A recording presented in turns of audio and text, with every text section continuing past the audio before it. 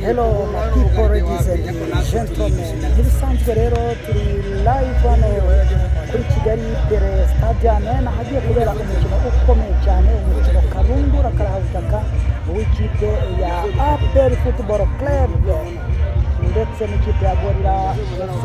Ni match ikomeye cyane iza kuba ku isaha y'isa 9 zuzuye. Amakipe rero ku mpande zombi akaba atangiye icyo bita warm up cyangwa se imyitozo.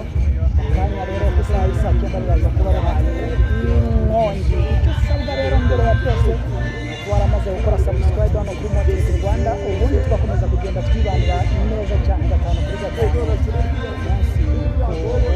Abakinnyi rero b'ikipe ya pere football club ndimo ndababona neza cyane, kubona mu maso yanjye umutoza Tim Karebu agiye kuba yatakisha uwitwa William Togwi, uruhande rumwe ruranyuraho Denis Omedi, hanyuma urundi rukanyuraho Sheikh Jibril Uwatara.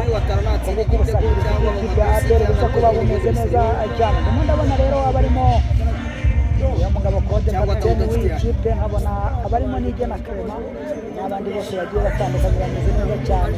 5 kwa 5 hano kuri bande tuza abasore bagiye batandukanye, ndabonamo Iragwa Haji, nkabona Gilbert Mugisha bakunze gutangira barafinda, nkabonamo witwa Ombolenga Fitina, nkabonamo Butumwa Kimu n'abandi bagiye batandukanye bose barahari bameze neza cyane.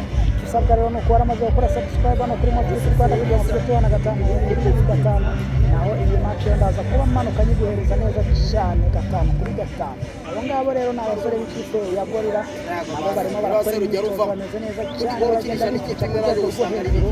Mana ishobora byose, ibintu biraza kuba ari uruca abantu. Usabwa nyine nuko waramaze gukora subscribe kugira ngo tujye tubana neza cyane gatanu kuri gatanu hano kuri Motivate Rwanda.